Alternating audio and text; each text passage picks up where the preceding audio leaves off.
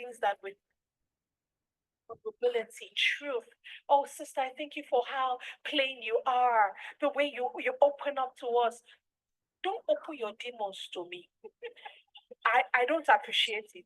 Do you get? So today we celebrate people talking. Is also failure.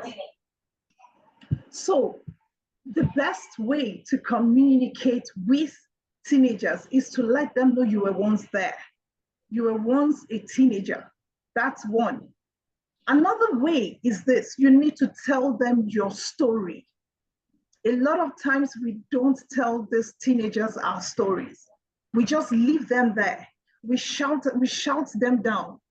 We tell them, no, it's, the normal saying of, I was the first in the class. I was always, the first position and everything. But the truth is, let's be true. I remember telling my children how many times I wrote SSC, and they were like, hey, mommy, what happened? But the truth is, I had to be real with them. That, see, it's not that I didn't know what I was doing, but I didn't just understand what was happening. And I told them something so encouraging that my father told me. He said, he held my hands. That's after, I guess after I wrote my third or fourth SSC, and said, they may delay you, but you will get there. Meaning that don't give up on yourself. So when they hear your story, they tend to relate it, they bring it close by to theirs. And the next thing they do is to ask themselves, okay, if my mom went through this, how best can I solve this kind of a thing my mom went through, or my dad? Now, if I have an idea of the fact that, okay, what my dad went through is that, oh, before he got his first job, he had to go through the stress. Now, what made the stress happen is what would be on the mind of the child. The child would take, every step to ask. So telling them your story, it is key. The best way, because at this stage, they are confused. Let's be sincere. These teenagers are totally confused. And like I usually tell them, so there was a time I had a session with them, and I told these children that, see, your teachers know you better than we parents know you. One of them said, hell no. But the truth is, they do. There are some things that you will say, no, if I do it, my mom is going to break my hair. But in front of the teacher, you just look the teacher down, you talk to the teacher anyhow. In a way, they tend to know. So how do you handle that aspect? Speak with the teacher, get to understand what the teacher is, whatever punishment or whatever advice or whatever conversation the teacher is having with that teenager. You continue that conversation at home. Because this, if it starts from school, it needs to continue at home. It is called a balanced, circle for each and every one of these teenagers. So please, let's be encouraged that in whatever situation we find ourselves, teenagers need to hear. That's all they need to hear. I remember some days ago, I'll back it up with this story. Some days ago, my daughter called me. I was asking some questions. Mommy, there's this feeling I used to have. Is it right? Mommy, is this right? And I had to make her understand, yes, you're okay. But there's something you need, self-control. Now, what happened? I was shocked when she walked up. I was asking her, have you eaten like yesterday? She said, no. Why? She said, Mommy, I'm taking a fast, just on her own, without me initiating anything. So it means the conversation we had some days back actually hit on something. And this is important for each and every one of us. Please, let's feel free. Talk to our children. Let's not say, oh, I don't want them to know my failures. Please, that failure is actually a stepping stone for their success. Talk to them. Have good conversations with them. Praise them as often as you can. Let them know they can be praised. Let them know they can fail. Like John Maxwell says, failing forward. Sometimes you win, sometimes you learn. A lot of people will say sometimes you win, sometimes you fail. No. Let them enjoy that thing, that aspect. Failure sometimes leads them to the next level of becoming who they are meant to be. Thank you. Olubumi. Thank you. So Nike, you know, what I want to, the reason why, you didn't have time to, talk about who you are and also describe who you are. But one thing that I understand about you is that you work with children, in-house. So I want to ask you a question now. What causes communication barriers between teenagers and their parents? What do you think causes communication barriers between teenagers? Because the last training that we have with the children, they kept on saying our parents don't understand us. So why is there a communication barrier between adolescents, and their children? Why do you think that is the reason?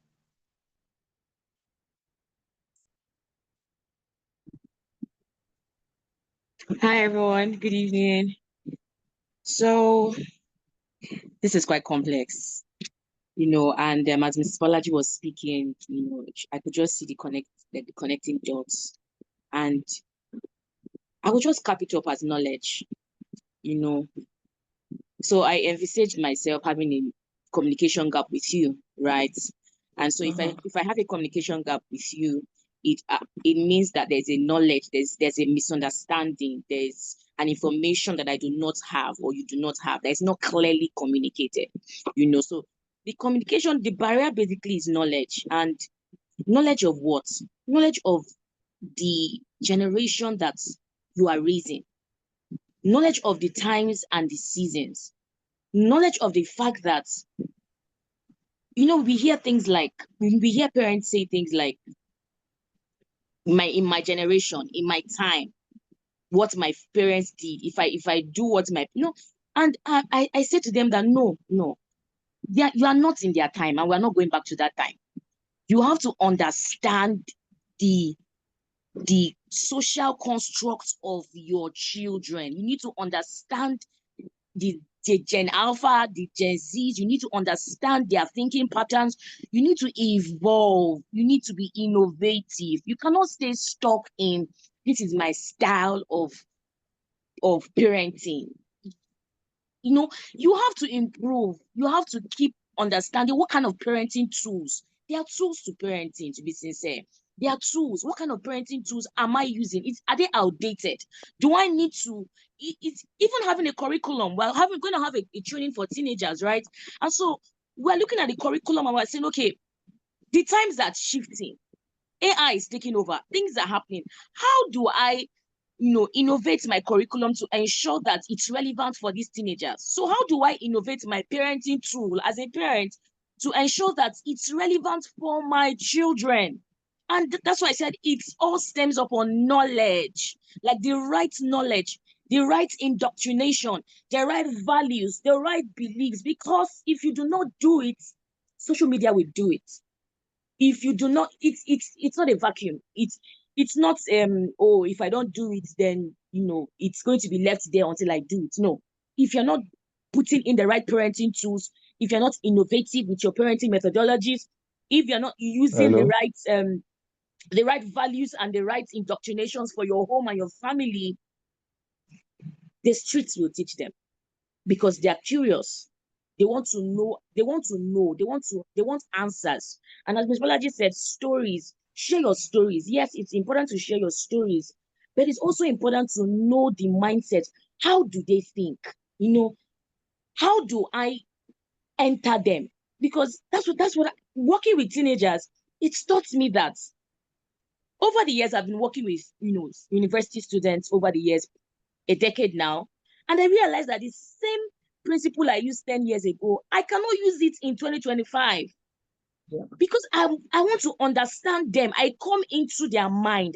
I'm like, teach me how you think. I want to know. If I don't know how they think, I cannot effect change. It's not possible. I can't come with, this is what I want to. I can't come with a bulldozer approach. I need to come in with, I want to know how you think. Take me into your world.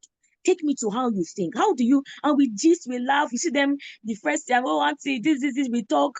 And then the moment I understand their mindset, I get the level of their mindset individually, because they are all from different homes. I get it individually. And then I now begin to apply principles individually, not one size fits all. So it's work. Parenting is work. It's it's lots of intentionality, lots of deliberate work, lots of innovating methodologies with your tools, your parenting tools, your beliefs, being their friend. And being their friend doesn't just mean that, they'll take advantage of you. No, be their friend. Like, let them take you in on their world. Just sit down. They are driving. Just sit down and, they're taking you in. Oh, mommy, this is how I do this. This is how I do this, how I feel. I was so impressed by Mrs. Bolaji's comment when she said, her daughters, reached out to her. I was like, yes, communication. That means there's an open communication. If it's not present, your children will not speak. They will not speak. Yeah. And if they feel that you are always going to, make them feel that their knowledge is not needed. Oh, what do you know? Kilomodemo, you're too young. Our time. So people just brag in that our time, our generation, we are wiser. No. Parenting involves innovation. Parenting involves intentionality. Parenting involves, be teachable. You cannot impact your right doctrines. You cannot impact the right beliefs if you're not teachable, if you're not willing to learn the way they think. Yeah, thank you. Yeah. Thank you so much. There's so many things you mentioned that I want to highlight, you and Bolaji. One thing that we have to realize is that there's no manual that comes for parenting, because sometimes we say, oh, parenting, after all, I'll just give the same manual that my parents gave me. But that's also the same thing with marriage. If you can go for marriage counseling classes, you can go for all this marriage counseling class. Why don't you learn about parenting? Why don't you learn?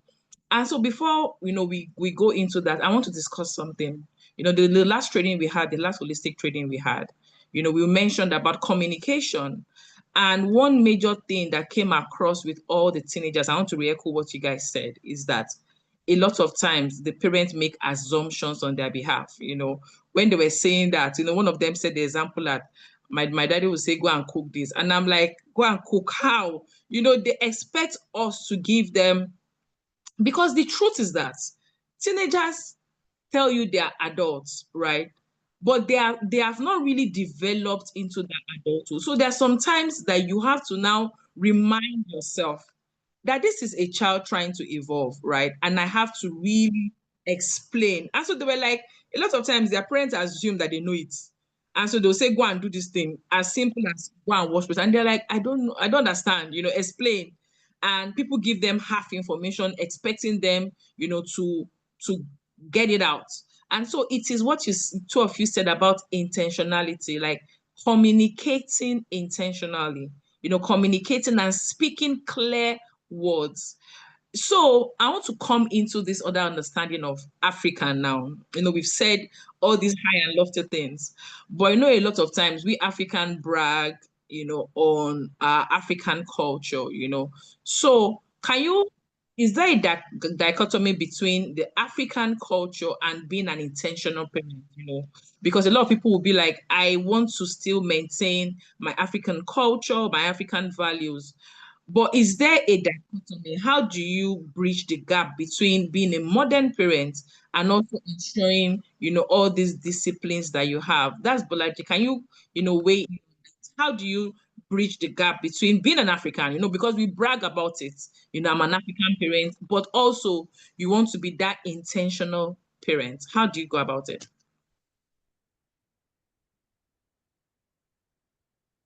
You're muted, Bolaji. Okay. All right, sorry about that. First and foremost, I would like to start by saying this. We parents, we actually speak from experience. Yes, we know. But experience of what we really did not know much about is very few of us that know that, oh, okay, the reasons why houses would do this, or the reasons why this tribe would do this way.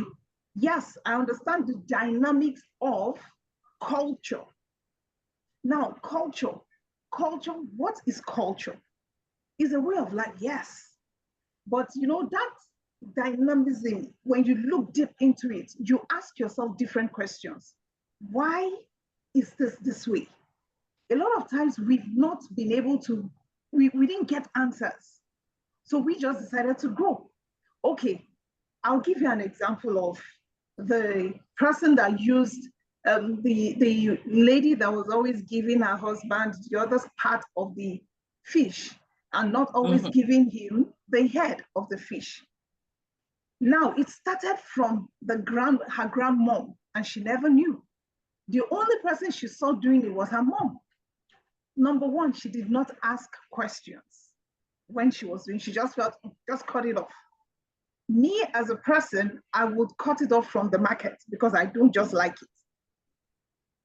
But this time around, what happened? She never knew that was what her husband liked. So her husband had to ask, why are you always cutting this off? I love the head. What's going on?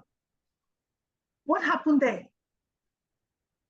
She followed a process she didn't ask questions about. And eventually this made her to go and ask. And immediately she asked the question, the mom said, oh, that's what my mom does. I learned it from my mom.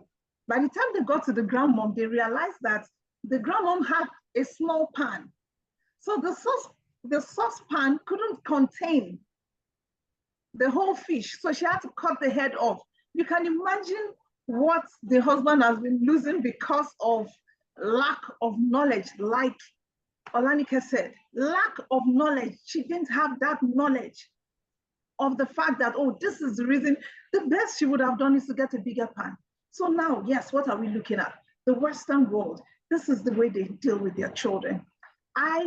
When training my children, I would not lie, I beat my children. I gave them good beatings, sometimes, and sometimes I speak. You know, there was a day someone said something. There is a time for beating. Beating not only with cane, there is beating with your mouth, just talking, explaining things to them, telling them the why. Because our children right now, our teenagers rather, they operate by experience. We operated, by experiments. I take that again. Our teenagers operate by experiments. I want to know, why is this way? I'll give an example. Last week, I went to Ibadan with my husband, and the hotel we stayed, the food that was given, I snapped it and I sent it to my daughter. And what did she do? When I came back, she made exactly the same thing. Experiment. That is one thing they always want to do, by experiment. The culture, yes, is there. The experience, yes, is there. But our teenagers want to experiment this thing you're talking about. And that is the more reason why dealing with them, scolding them, saying different things to them, you need to be very smart. You need to be a step ahead of them. Don't always allow them predict you. That's what I would say. Don't let them predict you. Yes, the culture is there. During our time, this is how we did it. They shouted on us, go and do this, go and do that. I'm not someone that loves to read. I'll give that example just to round up. I'm not someone that loves to read because I was never taught. But guess what? I have two of my children, I have three of them, two of them, they love to read. And you know, how did I do it? I was always taking them there, go and read. When you're done reading, come and summarize to me. And while they're summarizing, I ask, what is the moral lesson? So now, what did I do there? I didn't just sit with the experience I've had. No, because the experience denied me of reading, studying.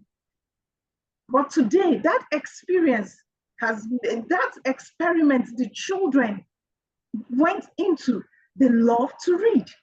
So it is different ways we can connect these things together.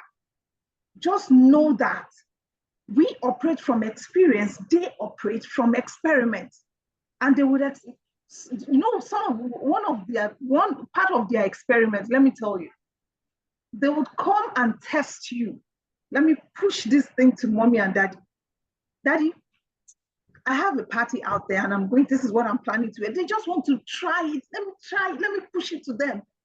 Let me see what they will say. Okay, if they accept, okay, now, yeah, that's the experiment. We are more like their, what do I call it now? Their dummies, they use as experiments. So it depends on how we see it. And it depends on how we want to connect with them. And that's when you say, hey, like Yorubas would say, you want to turn me to a monkey. No, no, don't worry. I'll meet you there. Before you get there, I am there. Thank you so much. Yeah, thank you so much. There's something that you said that parents really, children of nowadays, adolescents of nowadays, they really learn by experiment, And I dare to say that they are a very bold generation, right? They are bold. They are quite bold. Forget the timidity of your child around. The generation that they are demands boldness, right? And so they will test everything you tell them. They will test it. They are also in a generation whereby trust, that's the question I'm going to make here. In a generation that we are in now, there is the issue of trust, and I'm going to explain why. So in our times, when our parents trained us, they did a lot of we believe them because we trusted them, right? So they will say, if a boy touch you, you get pregnant. A lot of us believe that because we trusted our parents. But right now, when you tell them, they can go and verify any information you tell them, right? And then the other side that they've seen people have succeeded with the bad culture and bad values, right? Succeed in quote of influencers, they are wealthy, they have all these things. So they've seen the these seeds of wealth, these seeds of you can be a negative person and also thrive, right? So why should they trust your, is it worth it for them to go through the delay gratification and all that? So Nike, my question to you is that how can you build trust in setting boundaries within teenagers? Like, how can you, knowing that they're in a generation whereby they really do not trust adults, right? Because a lot of things that we said were just emotional. We do not have a backing. I'm going to give a typical example. There was a time Sam Adeyemi said something that he was preaching one time, and then he said something about an eagle being the bird that can fly higher and all that. And then one boy just went on Google and Googled it and realized that that's not true. Eagle is not. In that time, we will just swallow it. Do you understand? So we have to know that they really do not trust what we tell them, right? Because they've seen both sides. They've seen the fact that I can have questionable characters and the world will celebrate me, right? And I see people that have good characters and it's a labor for them to achieve into that. So my question to you, Nike, I hope you understand the question, is that how can you build that trust that the world has broken? How can a parent build trust in their children with the things they are teaching them? Yeah. Okay, thank you so much. You're It's welcome. important to note. It's important to note that as parents, you are the first investors in the lives of your children. You are the first educator. You are the first coach. You are the first cheerleader. You are the first safe space for them. And so, if you model the wrong atmosphere, they would automatically assume that people are like that. Yeah. So you have to, your environment is the primary assignment, and taking them to school is secondary. The home itself, as a parent, what are your values to them? What do they see you do? These days it's not do as I say, it's they do as I do. They watch you communicate with people, they watch you talk about people, they watch you communicate with their father, they watch you communicate with your friends, how you talk about them, the values. So you cannot be modeling A and your lifestyle is living B. That's why going from the onset, it says knowledge. What are your values? What are your beliefs? What do you want to model? What kind of character do you want to model in your home?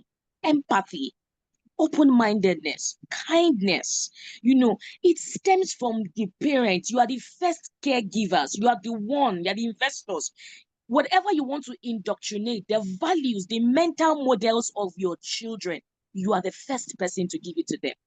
And so if you model the wrong thing, ideologies to them, they would automatically believe that people are like that. So imagine having a parent who is a chronic liar, who is a chronic liar. I mean, that they just feel it's right to, to lie. And they've seen the pattern of, oh, my parents are not true to their words. If you have a good grade in your exam and they say, if you have all A's, I'm going to give you this. The moment you meet them and say, Mommy, you know that, and you're like, you just give them one lamba.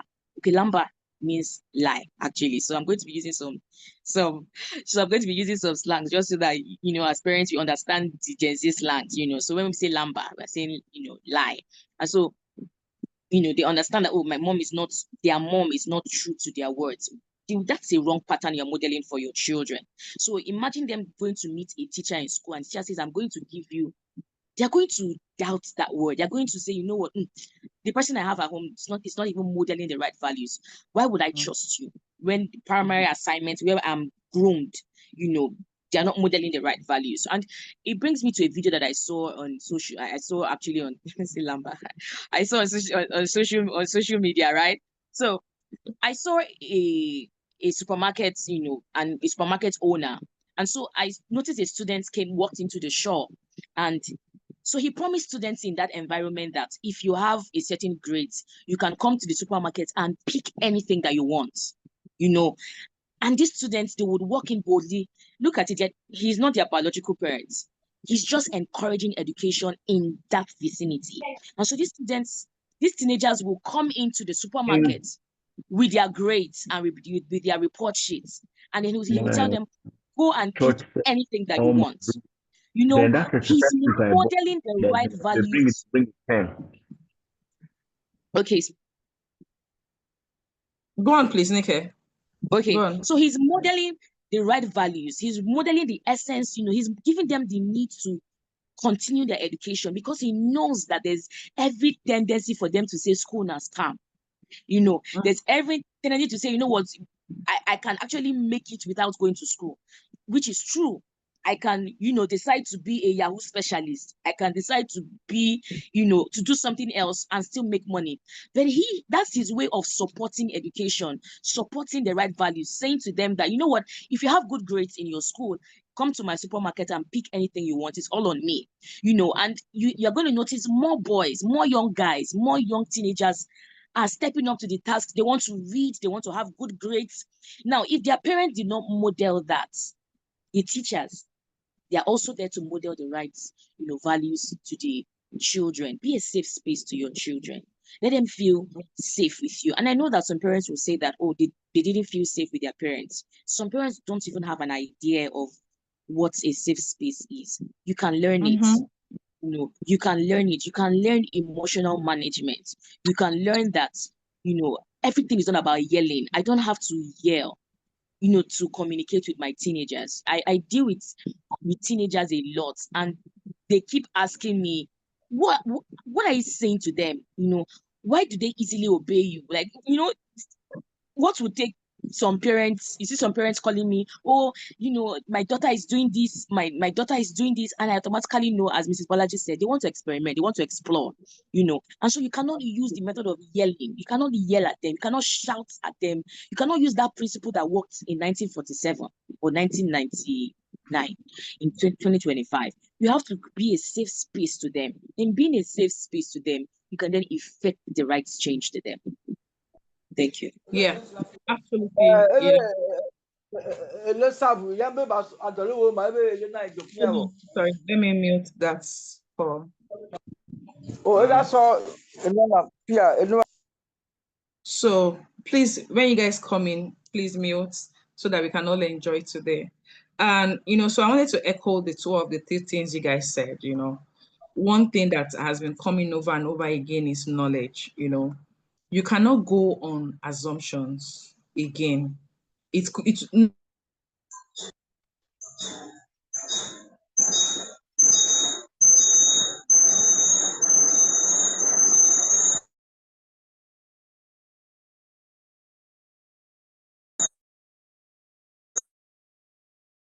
if you decide to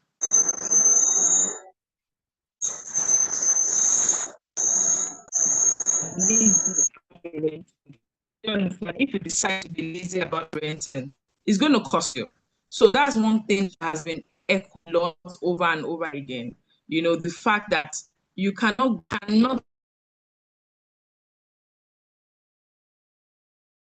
away with lazy parenting. You know, you cannot go away. Sorry, the internet, I'm using two internet because of Nigeria, right? So, but you guys can hear me. My video will come in soon. You cannot go away with lazy parenting. Do you understand? You cannot. It's recording in progress. It's something that will cost you. Something that will cost you, you know. And it's something that, you know, Nick said that I want to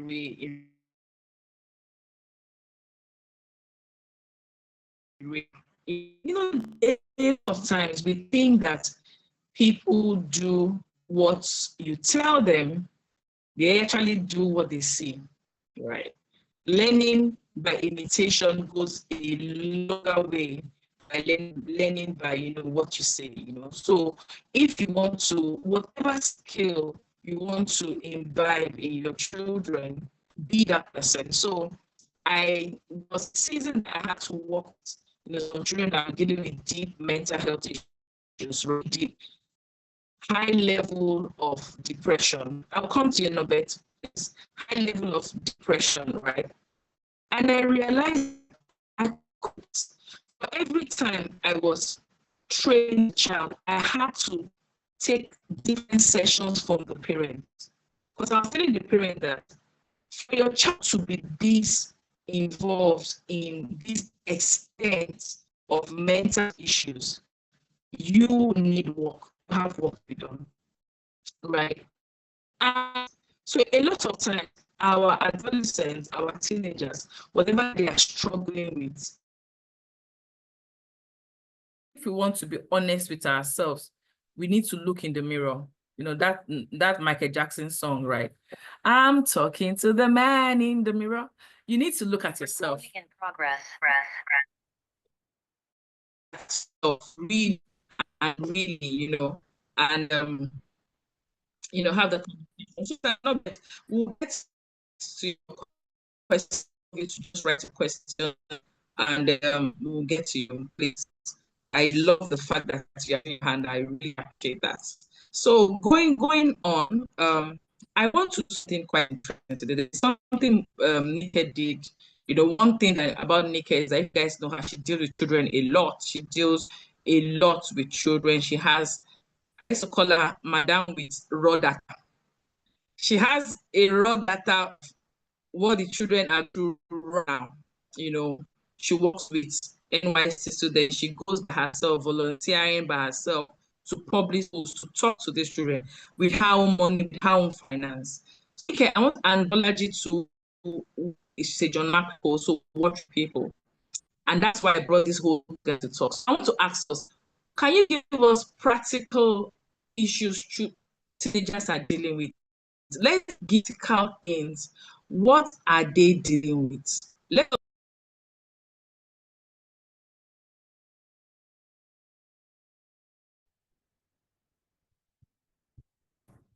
Let us not talk by the side. Let's really go on, right? Can you guys hear me? My internet is really going. Yes, so there was a break actually, so I couldn't clearly hear what you mentioned earlier.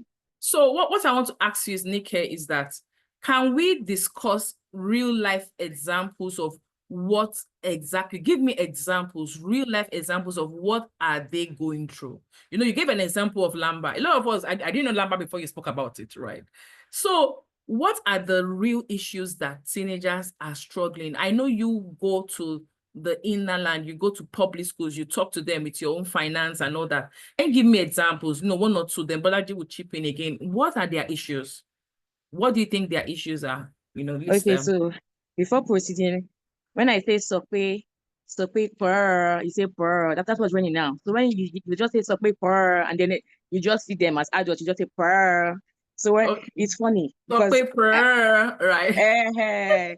so when exactly. So when you say so paper, so as a parent, just your prayer, you need to understand the current slangs and language that are happening. I'm not saying that you should obviously, move towards the negative words. No, they are really just basic slangs that, when you ask them, you'll be like, what's happening? You want to learn. So I do ask them that what's the meaning of this? What's the meaning of this? And they're like, Auntie Nick, don't you know? I'm like, I don't know. Tell me. So when I ask them such questions, they feel that I'm interested. They know I'm interested. And and at times, as much as I'm firm, I want to be firm. I know how to wield it to be soft. And it comes in with those slangs come in handy, actually, and they just laugh at this auntie self, and they listen. So something that I noticed that they deal with a lot is identity issue.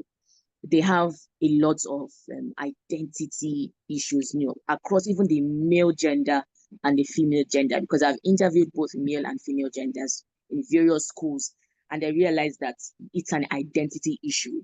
And that's why I stated initially that as parents, you have to shape the right mental model for your children. You have to model the right indoctrination for your children. As much as even as a society, we keep clamoring and we say, oh, these policies are not implemented.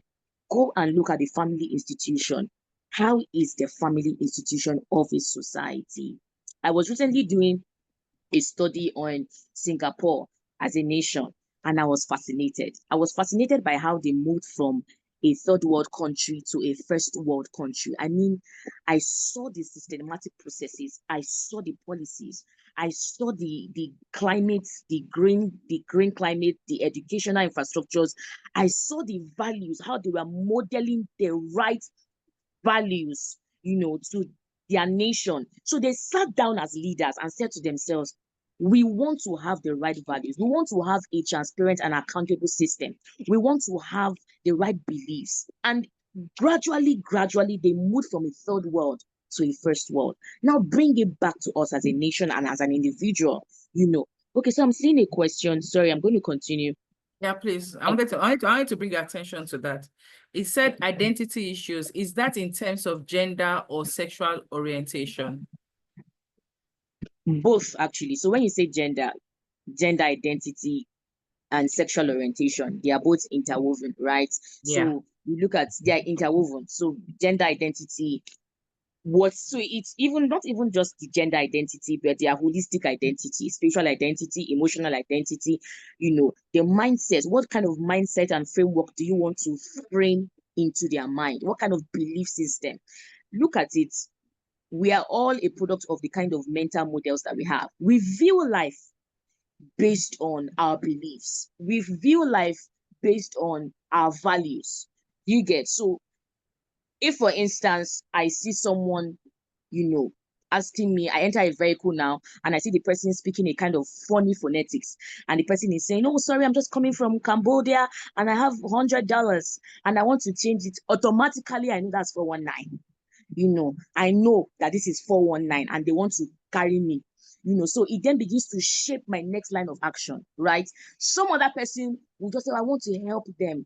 I'm so empathetic. I want to be kind. Let's go to this money exchangers and go and exchange, and it's what we do is a reflection of our mental models, and our mental models are shaped by our experiences and our values and our beliefs. So for these teenagers, they are malleable. They're not yet, their fish is not, okay, they're not fishes, but there's a Yoruba adage that says that, once the fish is dry, if you try to break it, if you try to bend it, you're going to break it, right? And now that they're in their formative years, as teenagers, we have to emphasize the point that, look, gender, God created both gender, male and female, so they don't have a misconstrued perception about their identity, whether they are masculine or they are feminine. Sexual orientation, God did not design you to be attracted as a boy, to be attracted to a boy. That was not God's original plan. And you don't lecture them. When you are trying to pass this information across to them, you don't lecture them. They don't want lecturers, actually. That's what we do as parents. We try to lecture them every time, and they'll just watch you and say, yes, mommy, yes, daddy. But what's in their heart is what they will do.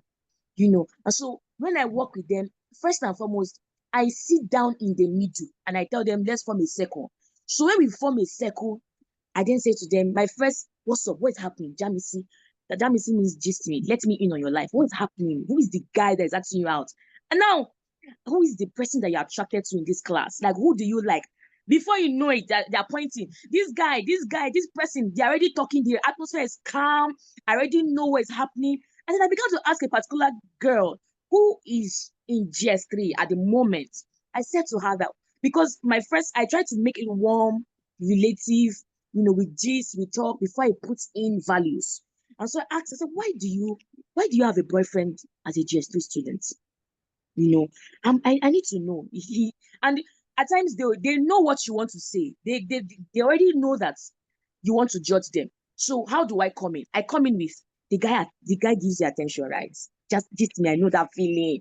You let them know that I know it. Just me, the guy gives you attention, and they're like, yes. And you see them, they're talking, and you're like, yes. He makes you feel yes. The moment you begin to give them narratives, you say yes. They're like, oh, this auntie feels me. She just gets me. My mind, I'm looking at them like, I'm coming to you. I give them that money. Now, I've seen a friend in this auntie, and then they just open up. The moment I give them first, second line, they just open up. And then the root cause of it is that their parents don't even ask them, how was school today? As little as what that seems, I noticed for that young lady who is currently dating that guy as a GS3 student in another school, because I had to ask her that, is he in the same school? She said, no, he's in another school. And I said, why are you in a relationship with GS3? She says, because he makes me feel loved. He gives me attention. We just talk about academics. So he just says to me, how was your lecture? What did you learn today in school? And I said, is that all that you want? Is that why you're in a relationship, just for the attention? And she says, yes. Do you get it? So imagine her mom or her dad filling that gap. She would not be in a relationship. And it also brings me down to someone who I recently met, who is an amazing person, an amazing adult. And I began to interview her. She's obviously in her probably late 20s or early 30s. And I began to interview her, and she said to me that she was in SS3 and she met the guy that she dated online on Facebook. Look at the dangers of Facebook, social media, not just Facebook, but social media, right? Not just Facebook, I take it back, but social media. And she said she met him online as an SS3 student, and this guy was in 200 level university. Look at the gap. Look at the mental capacity gap. Look at the experience gap. Look at it. And she said when she was communicating with me, I had to say pause and let her cry. And I just said to her, just cry. It's okay to cry. Just take it in. Cry. It's fine. And she said that it was just recently as an adult that she began to tell her mom, do you know that when I was young, this happened to me? Do you know this happened to me? Just as an adult. But as a young person, she had taken steps that her parents had no understanding about. And so this guy who she was in a relationship with dealt with her self-esteem. I mean, she felt being in a relationship will greatly improve her esteem. Her parents didn't know. It was a social media love. They met online and they started dating online. She was aware that the guy was dating somebody else in university, but she decided to hold on. I don't know. When she told me that she decided to hold on, I began to say in my head, what? Decided to hold on as what? As in, what gave you the courage to do that? And she said to me, Nike, it was an esteem issue. She was very vulnerable, and it further reaffirmed the reason why I do what I do with these teenagers, that many of them just need you to be present. Many of them just need you to say, I see you, I understand you, your emotions, I relate. You don't just say it. Look, when you say things and you don't connect with it, they know you're not connecting with it. They know. Yeah. And they will not open up to you, actually. But the moment they see that I look at them and I give them the attention. I'm looking straight into their eyes, and they are I see layers upon layers upon layers there. And I look at them, I'm pulling off one layer, and they are being tough with me. I pull another layer. They're still being tough. I pull like 6 or 7 layers. And by the time I get to their hearts, they break down. And so that shows that you have to be persistent as a parent. You cannot just ask them, how was school today? And you say, I've done my own. So I attended. what you're trying to communicate, Nike, is actually the fact of truthfulness, Yes. the fact of truthfulness. So I want to get to you, Omobolaji, based on the holistic youth training that we did, right? Can you bring out one or two examples that you learned newly, with the children? What are the new things you learned? And even give your broad examples of what is the new thing that you are seeing, that these are the issues they are dealing with right now. I know Niket, mentioned the issue of identity, and somebody asked, is this sexual orientation? The whole issue is identity in general. Sexual orientation identity stems from a particular identity, and she was able to go down to talk about love. If you did Maslow hierarchy of loves, of needs, attention, all those things. So can you give us another example, of the real life issues the teenagers are struggling with? Okay, thank you for that. Yes, this particular one, I want to say it's I met this girl recently, and she, because of the way I sort of play with them, usually when I get to my children's school, I'm like, oh yes, the way we flow with them. And one of them, one very sweet girl, she's always calling me mommy. So she walked up to me and said, hey mommy, I want you to see something. So I was like, okay. So what she did was she pointed at a guy and said, I like that guy, I don't know why. And there's this funny feeling I have from, well, we're all adults here and we want the best for our children. I will be as raw as she said it. She said whenever she sees the guy, there's this funny feeling she has from her, private part. And when she said it, I smiled. I said, yes. She said, oh, mommy, you know that feeling? I said, yes, I do. It's actually a feeling. Yes, it happens. I didn't condemn her. I had to be truthful. It is true. There's this feeling you have when when you see someone you're attracted to. There's that feeling. So immediately she said it, after everything, while she was saying this and that. So what I did was, I flowed with her. So the next statement I made is, let me even see this guy fine, I had to, get into that thing of what her friends will ask her to. So I said, let me even see this guy fine. So immediately, God forgive me. Immediately I saw the guy, I said, oh my God, this is what I did. You have fallen my hand. And she said, mommy, now, but I have feelings for the guy. I said, yes, you have feelings. Beauty is in the eye of the beholder. I just started saying so many things. And, before I knew anything, she just kept quiet. She now said, but there's this thing that is always pricking me. And I said, oh, what's that? She said, it's that feeling. Sometimes it looks as if I should just hold him and not leave him alone. And I said, hey, oh yeah, come closer, let's talk.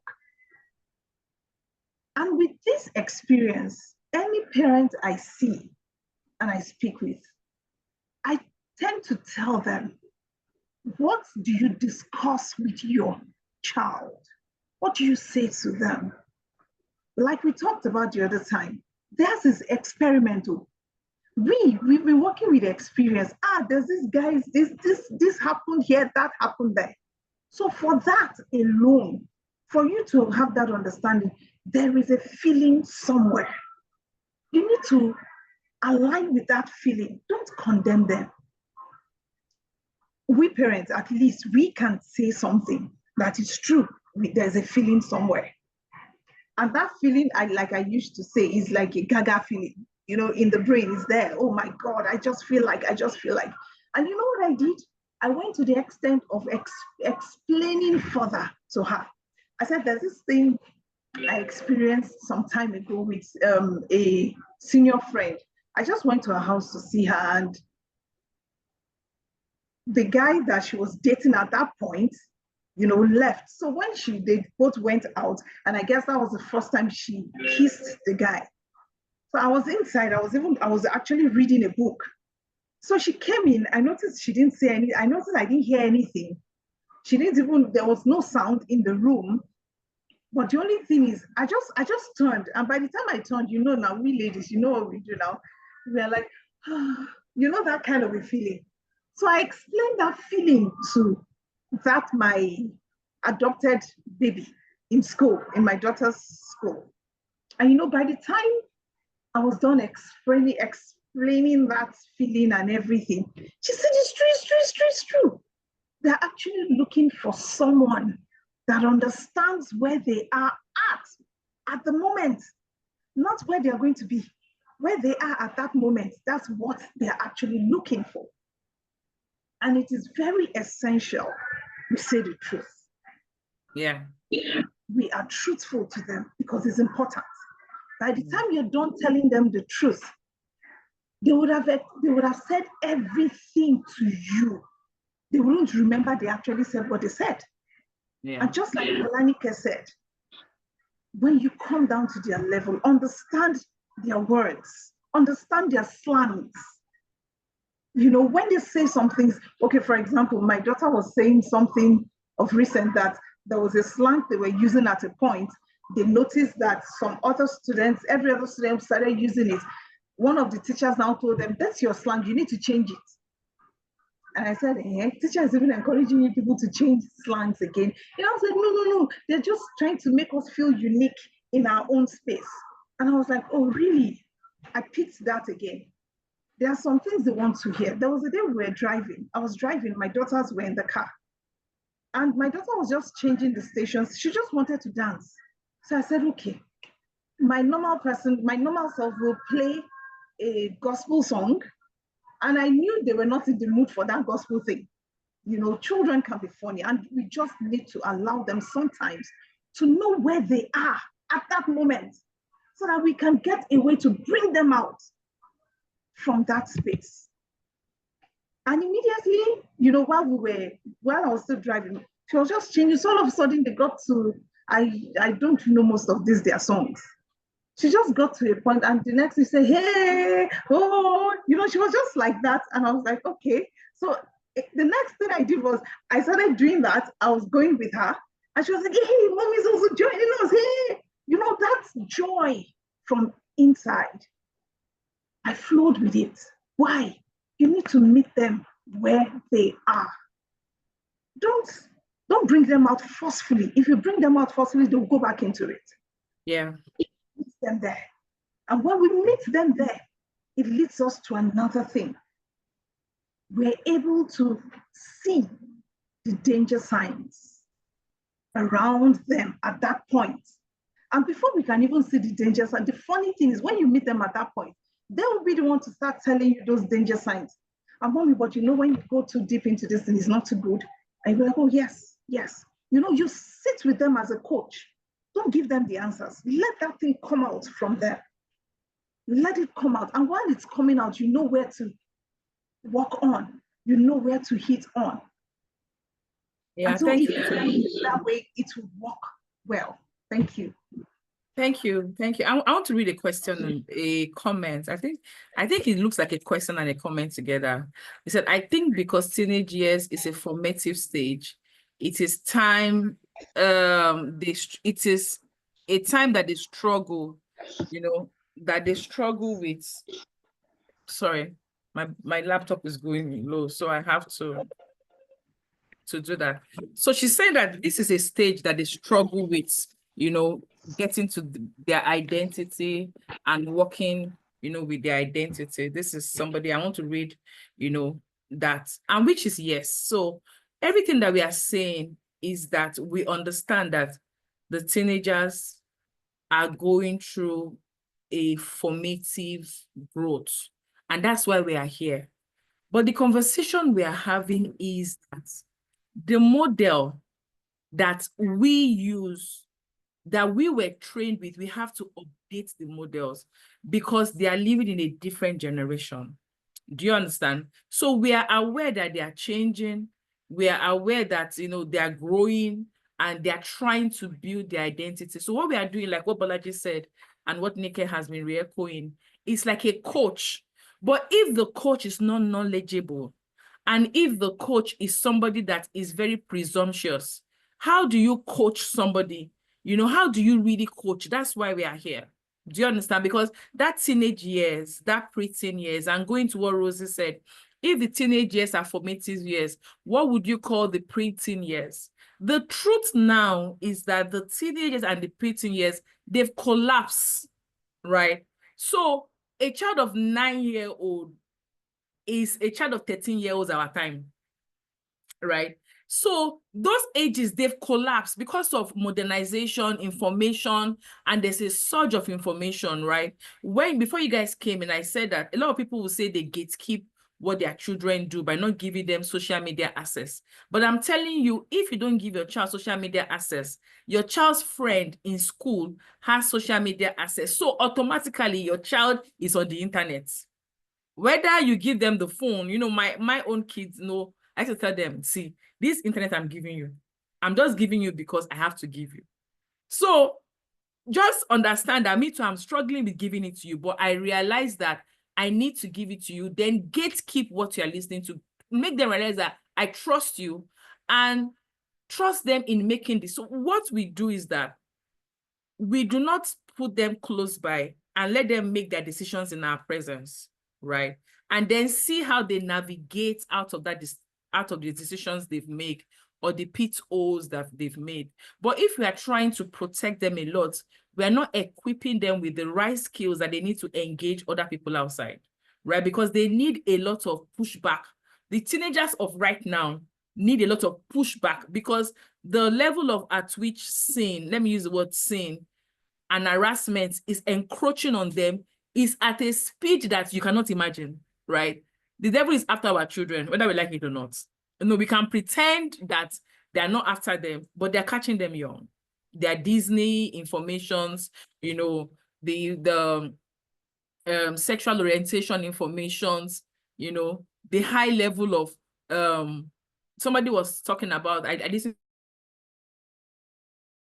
on today, and the person was discussing about that he went to a bookstore in London, and he realized that, can you guys hear me?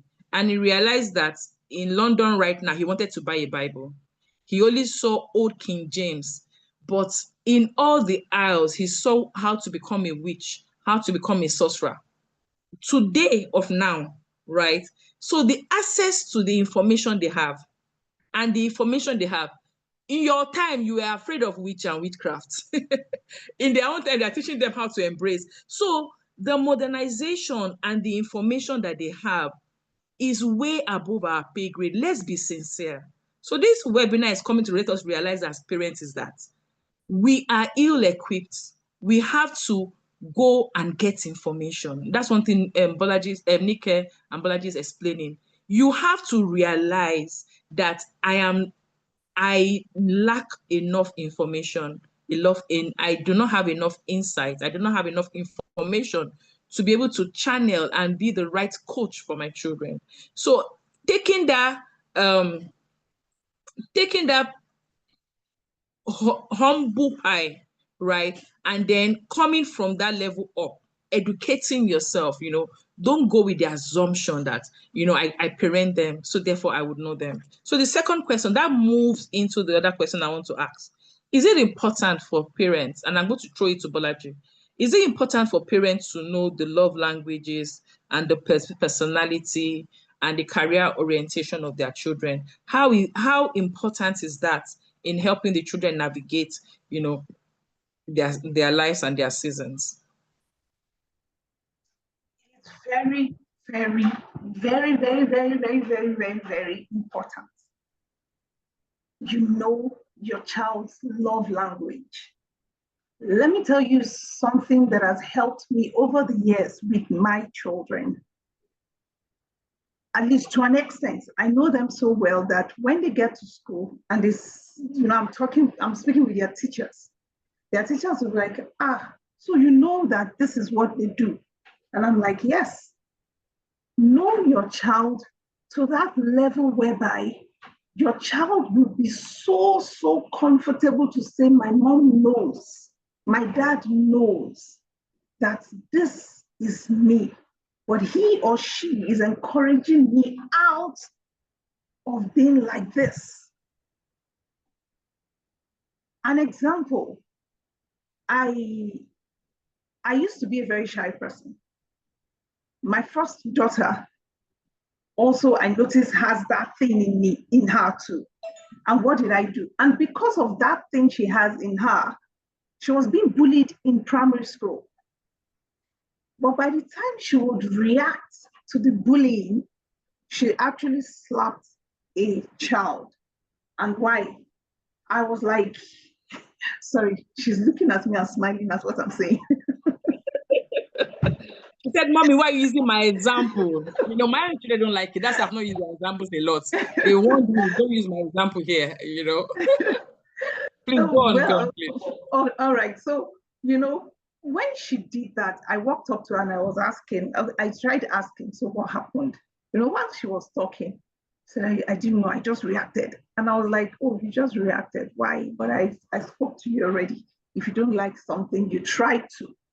You know, that was at that point, I was able to break it. I was able to bring her to that understanding of something I've been explaining to her, that this is when self-control comes in. That's one. Secondly, this is when you should learn to speak out and say, I don't like this. Now, what does this do for you as a parent? It helps you to build the confidence of your child. Another thing, yes, my child loves, okay, some of them love to be cuddled. Try to know these key things in your child so that you'll be able to tell your child when to, accept cuddling from someone and when not to, before it leads to something else. So knowing my son he will just, all I need is just give me a gift for what I've done. Now, try to understand what they love. It is very, very important because they have feelings. There's no way you can tell me, oh, no, Omadeshini, like Yorubas will say, sorry, I used that, I said that. But what it means is, it's still a child. But the truth is, they all have feelings. They have feelings. And the funny thing is, they notice what is going on between you and another adult. They see it. And they come back to ask you, I noticed you did this to this person when he was talking to you. Why did you do that? You know, when you're able to connect at that point, you're able to understand, oh, this is the word of affirmation that they love to hear. My girl that looks like me, what I missed growing up, I had to give it to her. And guess what? Those places that I failed and messed up, she up until now, she hasn't. And I believe that God will help her and see her through. Amen. We not only just praying and all that, we need to also bring in to them the physical things, the emotional understanding. We need to bring it to them. Let them understand creative intelligence, emotional intelligence. Name that intelligence, bring it to them. Understand that they have feelings. They also want to speak up. Please just allow them. Yeah. Show them this love. Let them see it. And please, another thing, they are seeing you and they're seeing you and your spouse. They see what you do. They see how you connect. They see how you relate. I'll give you an example of myself. When we had our son, he was still very young, as young as like 3 years. My mom came visiting. And when my mom came visiting, you know what my son said to my mom? He said, Mommy, talk to my daddy. When he was going out yesterday, he didn't hug my mom. They are seeing something. And what they are seeing, they are using it as, a yardstick for how they relate, how they would relate later. And like I usually say to people, what you do now is what you eventually do later. So you need to start learning how to appreciate them, learn to respect their feelings because they do have feelings. They also, as young as a 4-year-old, I've seen a 4-year-old boy crush on his school teacher. Yes, crush, serious crushing. And you'll be wondering what's going on. The truth is they have feelings. They do have feelings. Thank you so much. Yeah, I'm trying to, time. So can we talk about Tuesday? Tuesday that's opening up to Nike. There's a training coming on Tuesday. And so Nike, can you give a brief talk about what the training is all about and why they need to bring their adolescents to the training? Olanika, you're muted.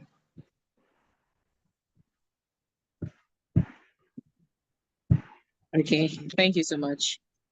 Thank you, darling. Yeah, so we're in 2025 and there are trends. There are 2025 trends. By the time we approaching 2030, there'll be trends in 2030. And so bringing your children to the Holistic Youth Empowerment Program means that we are preparing them for not just the present, but for the future, right? And so we be taking them through on, spiritual activation, career, how they can identify, the right career, path that is suitable for them. We're also going to take them through, gender identity. I saw a question on gender identity and sexual orientation. And the truth is our learning methodologies and our teaching style is not a lecturing style, right? It's a facilitation kind of style. And reports and the testimonials from our past students they are very, very encouraging because we're able to effectively communicate our objectives, which is to ensure that the adolescents of today, they have the right encapsulating and holistic feel about life, right? So that idea that our Gen Zs are not resilient, please, it's going to be debunked. You have to delete it. When they go through our sessions, it's debunked. They have a proper orientation about life. So we're talking about, the ability to give them that stare to have a great life, to look at life in an optimistic level, to look at their everyday life. They wake up every day and they're saying, you know what, I want to be a better version of myself, right? That push. I've heard parents say to us that they don't just have that push, they need that push. And the truth is, this training gives them that push because they're also going to mingle with other students across the globe, not just in the African continent as a whole, but globally. They are meeting various students. They are getting to know different worlds, mindscape. We're giving them the exposure. Exposure actually affects your mental model. It affects the way you feel life. It's just, as I speak to you, I'm just I wish I had this opportunity, in my time. But I'm grateful for the teachers and the lecturers that I had who identified things in me and just took interest in me. To be sincere, their impact in my life right now, they contributed a lot, like 80 to 70 to 80%. And the truth is, we are coaches, we're experts in our various fields, in our various sectors and endeavors. We are bringing the expertise into ensuring that our youths and our teenagers, they are holistic, and we are passionate about what we do. We are really passionate about what we do. We see it as a God-given assignment, for for this generation. Thank you. Thank you. Somebody asked, I've put the flyer of the training on the Zoom link, and also I've put a link, and I'm going to discuss a bit about the training and allow Bolaji to, do this. So the thing about it is that the training started sometime last year when we all came together. So the thing about Bolaji and Nike, that they're colleagues. So we when you are into the field, you kind of bounce ideas around. And it was a burden we had last year about what do we do? You know, we all have our different careers. How do we weigh in? And I was telling them that I am quite a bit selfish because I have teenagers. I have preteen and I have teenagers.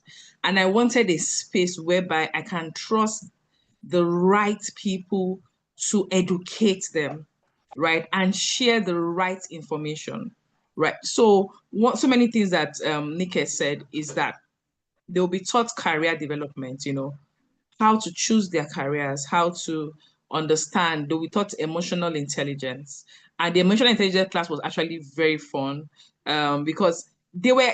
I was shocked they understood it. I was thinking, do I have to water it down? But they really did understand it, you know. And you know what? The issue that really brought the camel's back was when we started allowing them to communicate and just be free to speak. They just, you know, one thing about teenagers that you guys have to understand is that the moment they can trust, because they want a safe space, they want you to trust them. And so the moment you can give them that and then guide them, there's something that Bola Janike has been saying over and over again. Allow them talk.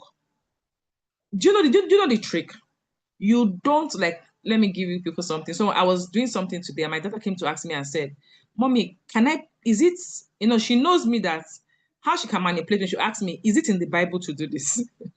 So she now said, is it in the Bible to have an extra piercing on my ear? Right. I couldn't lie to her because the truth is that there's nowhere that they said do not pierce your earrings, you know, in the, and I said, and I knew that she has gone to do her own research before she came to ask me. So at that point, if I lie, I've lost her trust, right? So it's explaining, you know, but in truth, this is the truth. Oh, this is the truth. But do you not want to hear my opinion? Right? That's what I tell her. I say, okay, do you want to hear my opinion now? You know, this is the truth, right? But do you want to hear my opinion? Do you want to hear why they said, you know, different piercing of ears, you know, why those things are being done, you know? Then we start having a conversation about if you go and do a research, this is the truth, you know, about dating and all those things. It's telling them this is the truth, but this is my opinion. This is who we are. This is our culture at home. You know we are Christians. This is the truth. So this is what it is. And the major issue we argue about is music, right? When they were growing up, they listened to me about the right music to, you know, not to hear. By the time they become teenagers and they want to choose, they want to tilt towards, you know, some musics that I'll not say, okay, can we go and read the lyrics? That's what I used to tell them. Yeah, let's go and download the lyrics. And now say, yeah, say the lyrics. Do not be like, as they're saying, their mouth to be becoming, you know, I can't say this again, right? So I don't say this music is not nice. Okay, you like the beat. The beat is nice. Okay, can we download it? Let's even see what we are singing to ourselves. By the time they too listen and they hear, and they're like, no, like I don't think I want to talk to myself like this, right? So it's about honesty, and those are the conversations we're going to have with them in the holistic youth training starting on Tuesday. You know, amazing coaches. I am so glad, and my kids were there. My, you know, a lot of people's kids were there. So please join is going to be because I'm going to open it up now for question and answer. And Bola, did you have anything you want to share about the holistic youth training before I open it up for questions and answer?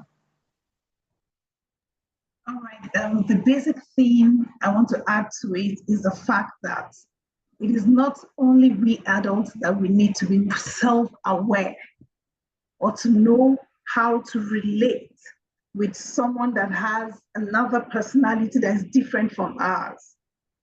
So in that meeting, in that session, we would also be we'll also be doing disc assessments with the children. We would also, you know, give them room. We also allow them to hear, you know, we would also allow them to speak up, to speak out, to vibe. We ask them to play, like she said, we ask them to play, what music do they want us to play? We'll meet them where they are at the moment. Then from there, we will decide to grow together. Yeah. So that's basically what I want to say. Thank you. Thank you. So please, I know Mr. Norbert. I don't know if it's. I know Norbert is a male name. So Norbert raised up his hands before. Norbert, are you still on? Please, can you ask your questions now? While we are trying to round up. I promise you guys I'm going to use 1 hour, 30 minutes. All right. So I want to honor your time. That is why it looks like, I'm trying to round up, but I want to honor everybody's time. So and questions, please, can you drop your questions? I know we were trying to answer a lot of questions along the way. Hello. Yeah, please go on, please. Yeah, it's thank you very much. It's I think I love this webinar, and it's usually very good for parents to really join in, irrespective of the situation and condition. It's not about a question, it is a situation which Okay. is centered around this discussion. And you find out that I think for raising up kids as an institution is has to do with both parents and then co-parenting, because Mm-hmm. you talked about a lot of things. Okay, right now I am in a kind of situation right now, and with my kids. Um, Last year we moved to Canada, and definitely cultural difference, stuff like that, and the hair. And I have two kids, 14, no, 13 and 10. They will be 14 and 11 May. And along the line, my first son was, he has gotten to that teenage stage now and everything. So started, and there are some changes, things and everything, which I knew was coming. But along the line, he did some things that I spanked him, and I was really hard with him. And it escalated. You understand? It got to the police. I was given a no contact order. He's not with us presently. He's with Children's Aid Society. So you can have an idea of some of all these things. And I tell my wife that she is the one that puts me in this situation, because far back, I'm home, back in Nigeria. We She is laid back in the sense that she's not forceful about these children. That is my own view. And I'll give you 4 instances. And I tell her that no, parenting is two sides. She understand. Most of the time I leave the house maybe 9, I come back 8, and you are the ones with these children. So you should, on your own part, impact some things. Many a times she's not firm enough with them, and she only uses me as a threat. As you will tell the daddy, because they're afraid of me. I'll give you 4 instances where I say these things. 4 instances. There was a time that the boy did something. When I came back, she complained, and I had to punish him. I was hard with him, and I just said, let me go and ease myself. Only for me to come back, I saw that she was already telling him sorry, sitting at the living room telling him sorry. And I said, why? What impression are you giving this child? As if I am the bad parent. You were in the house with them. You were supposed to sort them out while I consolidate it when I come. I said that even if they run to you, you push them out so that they know that nowhere to go. And at the same time, you are still dealing them with love. It's balanced. There's another situation that happened again. Very situation. We went to see him in school in body house one time, and I had to pull him out because his grades dropped. Where I put him, I went to see him in school, and he has too much attachment with his mother, and he wasn't feeling fine that day. And by the time we was going, he was emotionally already gone. Then he came back. He came to hug the mother, and he was going. I was just observing the whole thing. And when he was going, and I called him back, and I called the mother's attention. I've seen what has played out now. You cannot tell this boy to, are you not going to hug your daddy? What impression are you seeing in his own life? Sure, sir. The third one, there was a time that he doesn't come home early. When he's supposed to come home at most 5 p.m., I come home 7. I discovered that yes, and the mother didn't tell me. There was a day to 7, he didn't come back. How come? She told me, I was thinking it's the accidents, kidnappers, whatever, and everything. I was panicking. So before I now asked, has he come? And I said he has come, and I went home, and I was firm with him and everything. And I told the mother that, why didn't you say, the mother now said that is how he has been coming home late. And you never made mention of it to me to correct it, shielding the OT. Then the fourth one, because he didn't do well in school. I said, okay, one, for Easter 2024, no, 2023, I'm not going to buy things for you for Easter. But you understand, and I bought for the brother so that you sit up. It's just for him to make him sit up against the next 10. But I told him that for Christmas, I was going to buy for you. And I will buy whatever I didn't buy for you for Easter when you do well. You know that when so I bought sneakers, I didn't have enough, he didn't have sneakers. You know that when we were going to, I bought for his brother, when we were going to church the next Sunday, he used the mother's sneakers. The mother was there, he was using it. The mother couldn't stop him. No, you can't use the sneakers because that was the essence of the private thing for him to sit up. So you can see all these lapses, and which is where it has brought us to where we are now. Okay, right now it's quite complicated. Do you understand? I just needed to share these things so that it's quite complicated because we were taken to court, family courts, just myself and my wife, because they said that she didn't do enough to protect the guy. Because when I was physical with him, what this guy did is when we came, it was winter, he goes out without telling anybody. Even if you don't even tell anybody, protect yourself because of pneumonia. You go to the library, you go elsewhere, go to the library, you go to the library, you go elsewhere. Just that. Then at one point in time, he used the mother's phone because I told the mother, keep your phone private. There are some restrictions that you shouldn't allow them have access to because they have their own different U-lesson tablets. Keep your phones private.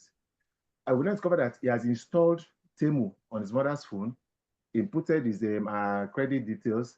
Then the first time he shopped a ring, which one of my pastor friends noticed where we are, and it came. The next time he did another shopping with a decoy using his brother's name. As a decoy. Sure, sir. And the parcel came. Then when I discovered that he has even made several orders, which was later cancelled. Sure, sir. Which was later cancelled at the end. And all those things made me mad. Okay, then I noticed that he was playing a lot of games with the mother's phone, which I had already told her not to. And I started deleting the game, and I saw a PayPal application. And when I tell you I want to delete it, I said, let me even check. I now checked it. He has put one name, David Michael, with the mother's phone number, the mother's email, the mother's address. And I asked him, he denied it. And this is the point that I tell them that if you lie, once you tell me, no matter what you do, just tell me the truth, and I will not touch you. I will not give you any form of this thing. Sure, and he kept lying, which was what made me go physical with him. And I really spanked him. Do you understand? Yeah, I would say I was really very hard with him. And along the line, the next day, I still was give me punishment irrespective of, do you understand, the whole situation. And I think he ran out of the house before everything got escalated. So this kind of situation now, do you understand, it's really very complicated. Even if we are going to navigate the ways around. Okay, right now, the main thing why I'm talking is that right now, I think when CAS came, Children's Aid Society came on Wednesday, they now told my wife that whenever I come to the house, because there was that when hello, that whenever I come to the house, yeah, that whenever I come to the house, they should take out every sharp object from him and everything. There was a concern that they need to see the psychologist and everything. So along the line, I have a no contact order. I am not in the house. She understand? There's no contact order for me. I'm not in the house. How the system works here and everything. And I was able to talk to him. I gave him a phone. I was able to talk. I think he reached out to me for a password. So I talked to him as if it is not me that is talking to him, as if someone that is using my phone to talk to him. And he told me these things that he has been hearing voices in the yeah, he has been hearing voices for the past 2 weeks, which we all know that that is how do I put it now? Tree isolation hallucination. Sure, sir. And sure, sir. And along the line, it's giving me concern because this is something that we need to deal with. Sure, sir. He has mental health I mean, to address that mental health issue. Sure, understand? Because it's difficult for everybody. Sure, understand? Now, he's far. He's in a foster home. Sure, understand? But though it's a temporary thing, in as much as we are doing everything for the reunification. But because of this no contact order, we cannot have a counseling session together except the three of them till the very that no contact order. So you can see that for parenting, it is a two-way thing, not just a one-way thing. Do you understand? Because it's a two-way thing. Do you understand? If not, you cannot expect for one parent, one party to do it. Because I kept asking myself the questions that even if I know that I may have also definitely both of us came from different backgrounds. My mother retired as a principal, so I use that notion, that perspective to deal with them. Do you understand? In as much as they go to the internet, so that they do not go out of their way. I had to put parental control for everything. But when we came to Canada, we saw that from 13 years you cannot put parental control. It's only from 12 years down, and he has access to the internet 2-4. He's not right now because the way the system is, he's not even willing to want to come home because they so spoil them there. You understand? He has freedom, does whatever he wants to do. He can go anywhere. He can they gift him things. So it's a problem. The system here is a bit of a problem, challenge. You understand? Which is why we are trying to see how we can bring in all those cultural values. You understand? The cultural difference was part of the thing which I didn't know of. But along the line, we are trying to see how we can navigate the way about it. I'm coming. I'm busy. I'm coming. Okay. Okay. One thing that I want to let you know is that I'm so sorry you're going through this whole I had thing. my own plan soon. I just told me that you have this thing to do. Can you hear me now, Mr. Nobet? Hello? Hello.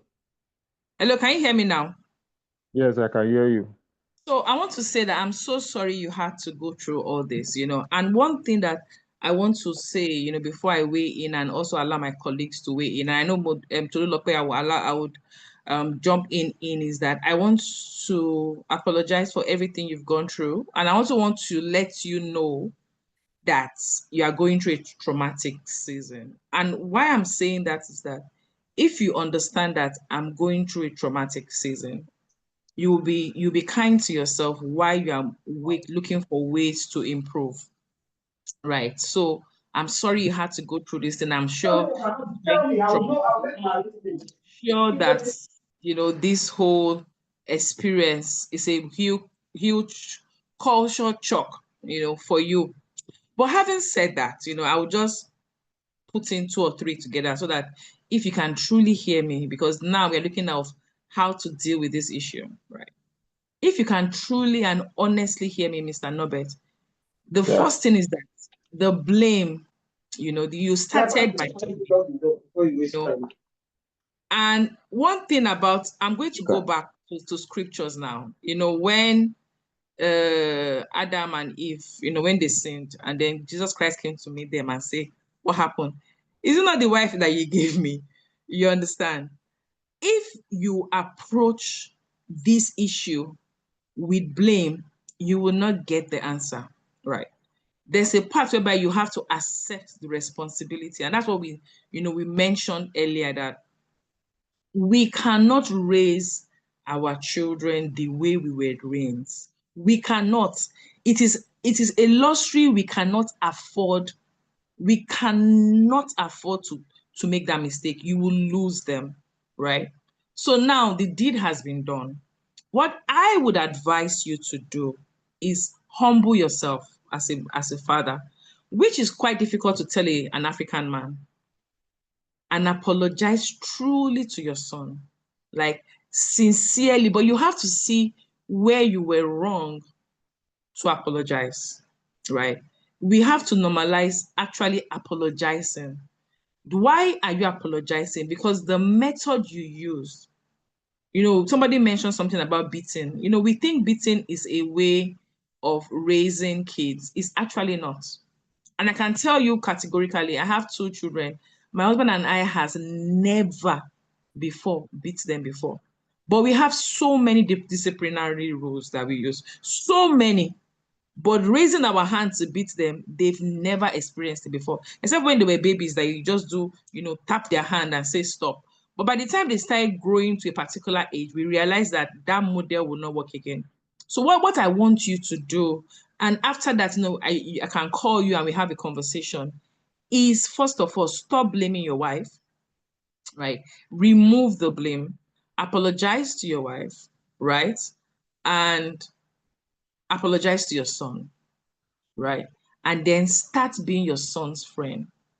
Forget being his dad now, right? Start being a big brother.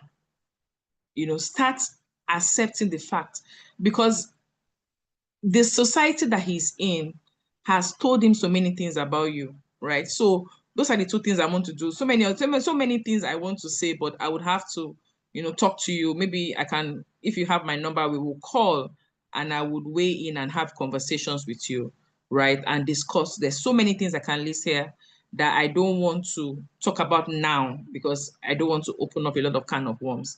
So I would ask Olanike and Bolaji if they want to weigh in. Then I will allow the two Tolulopes, to say something. Sorry, Tolulope.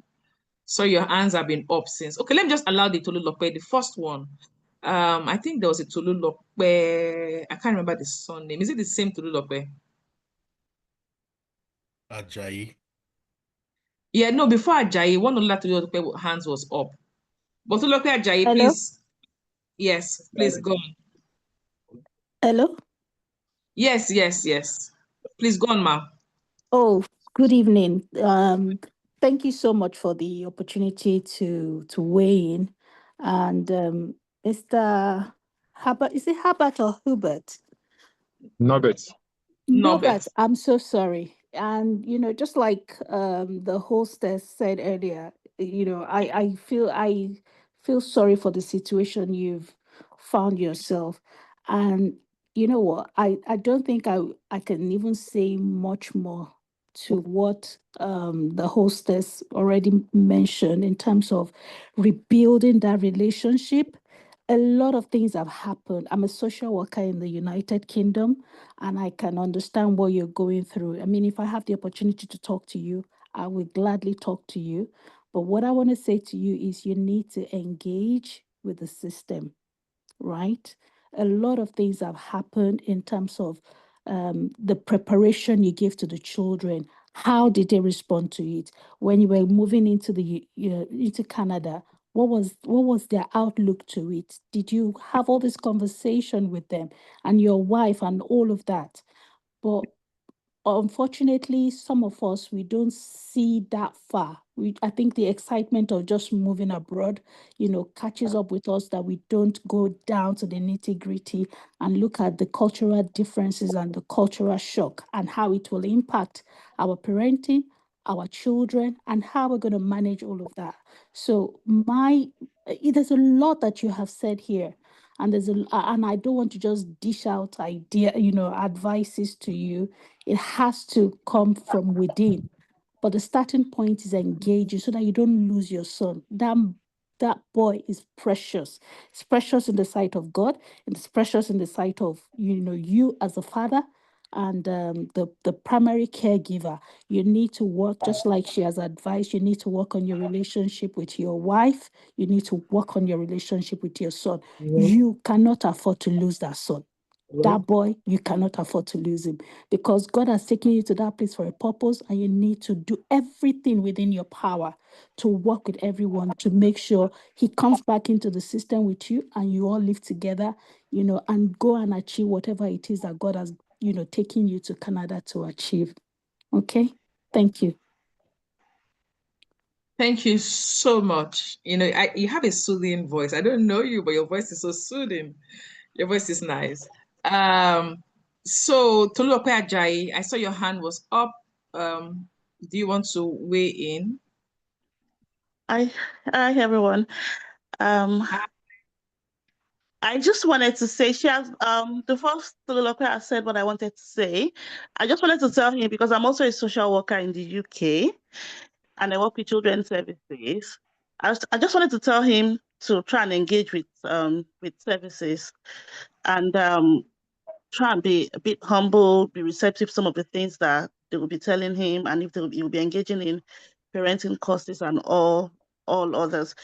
But I wouldn't talk much because the bulk of the things that I wanted to say, she has already said it. So I'll just try and keep quiet now. But just to reaffirm what she has said, that he should try as much as possible to engage with services and let them see that he's having a positive shift to in his parenting capacity would help a lot in him getting his son back home.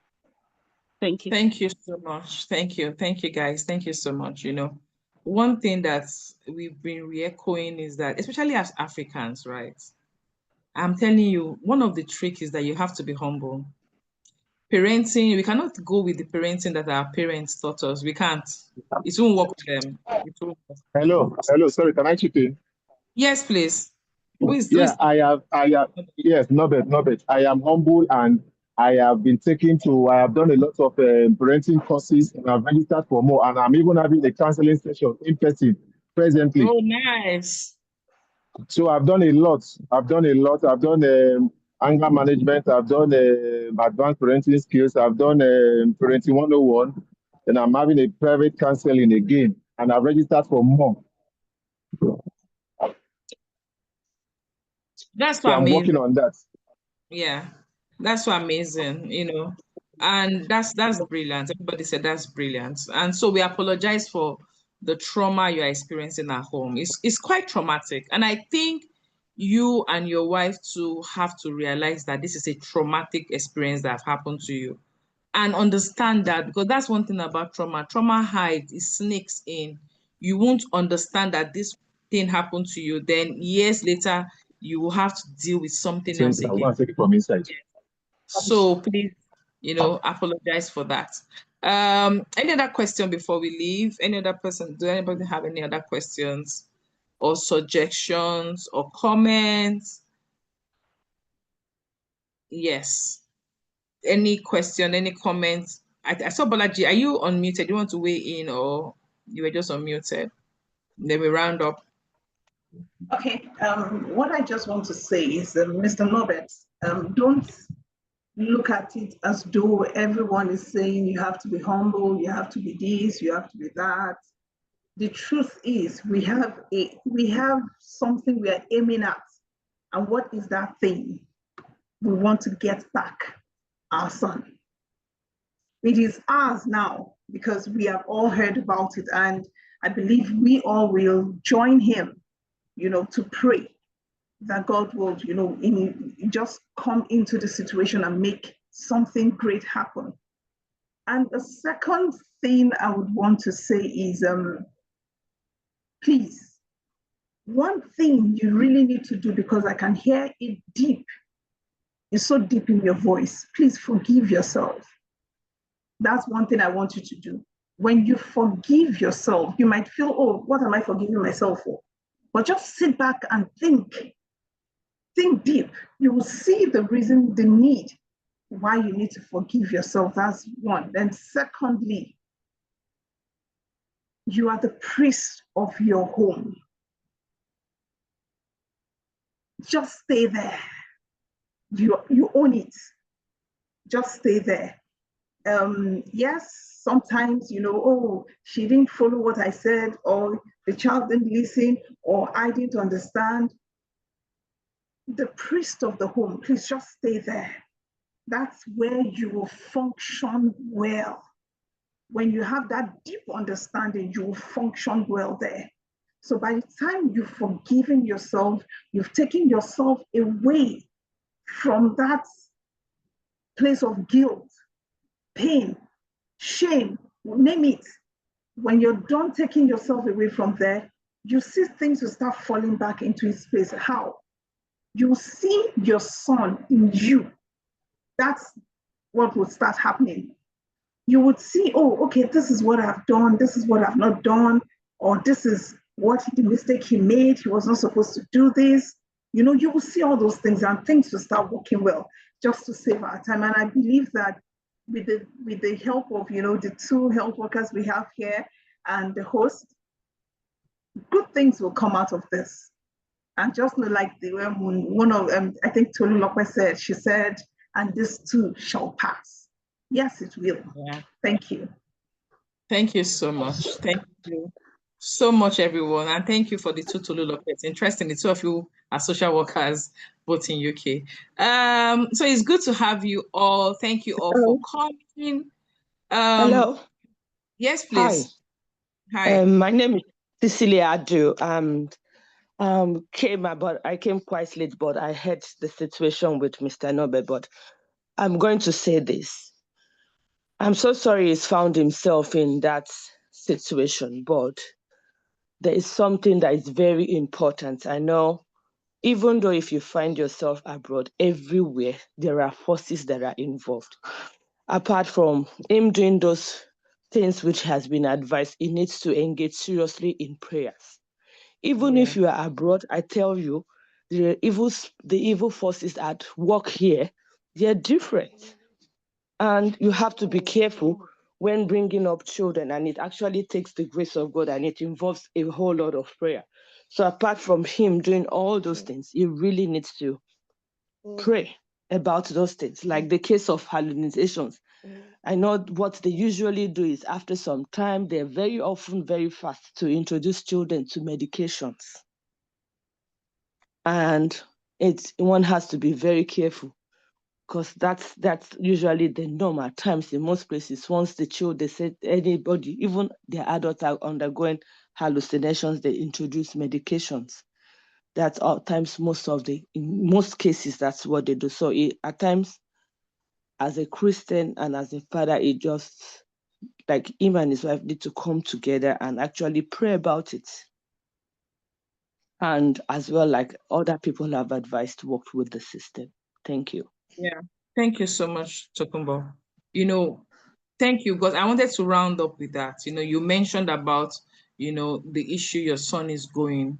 One thing that I want you to do, if you haven't done that, is call your son and tell him, I forgive you.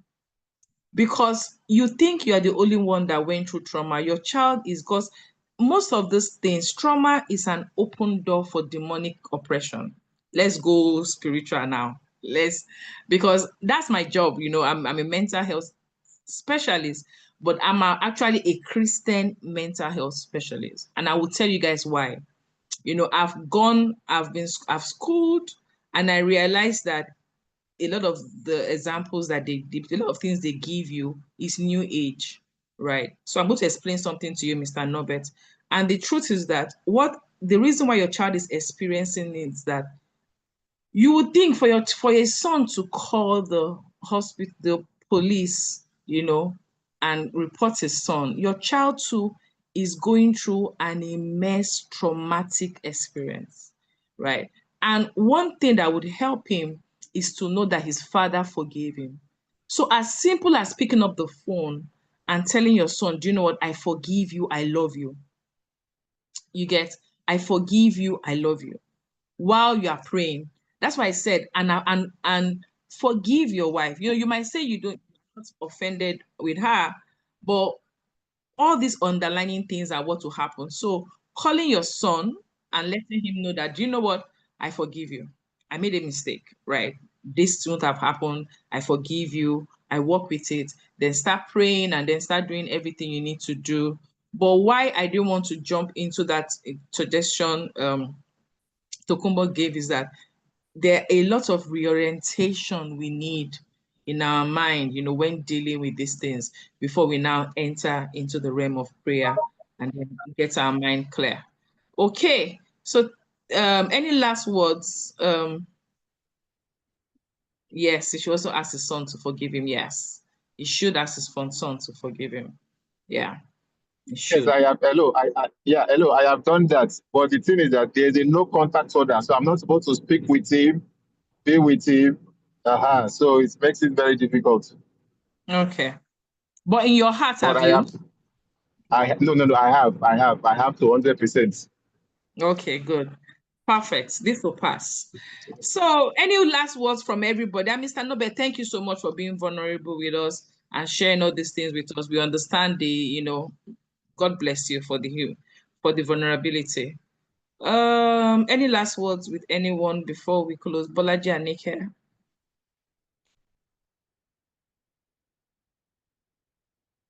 You're muted, though.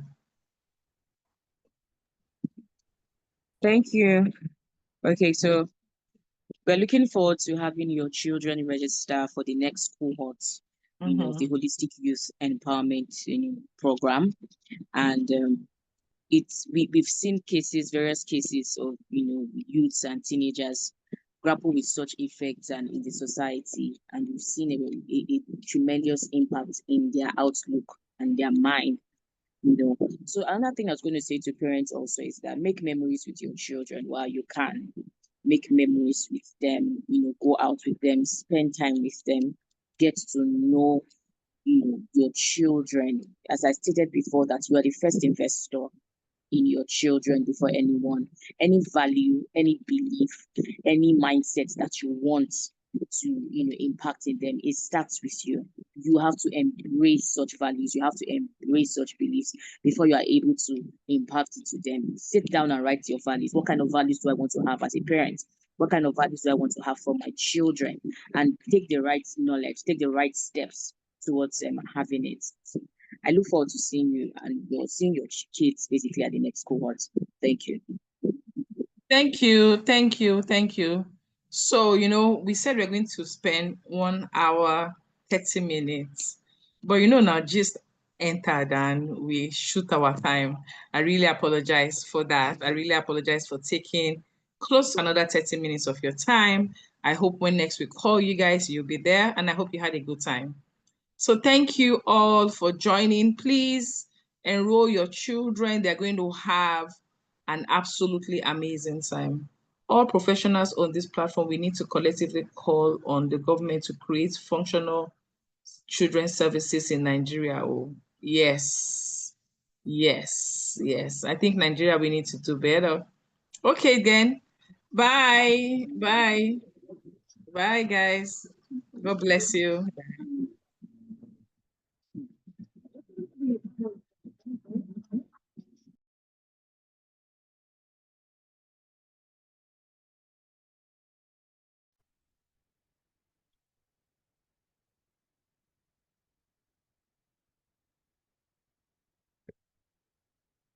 Stay blessed, everyone. Thank you all for commenting. Bye.